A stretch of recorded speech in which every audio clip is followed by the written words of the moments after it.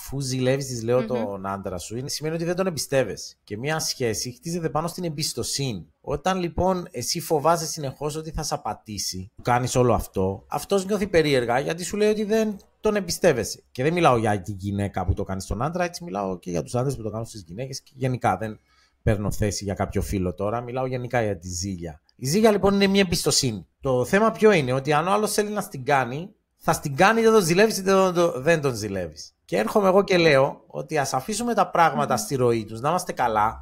Αφού αποφασίσαμε να είμαστε με κάποιον, σημαίνει ότι τον έχουμε τσεκάρει 2, 3, 5 πράγματα και τον εμπιστευόμαστε. Ας είμαστε καλά και ας μην δημιουργούμε πρόβλημα χωρίς να υπάρχει. Και όταν θα δημιουργηθεί, και όταν θα έρθει εκείνη η στιγμή, αφού όλα τα άλλα τα έχουμε λύσει και είμαστε OK, γιατί πρόσεξε, πολλές φορές έχουμε σοβαρά άλλα προβλήματα και ασχολούμαστε με τη ζήλια και δεν έχουμε λύσει σημαντικά πράγματα.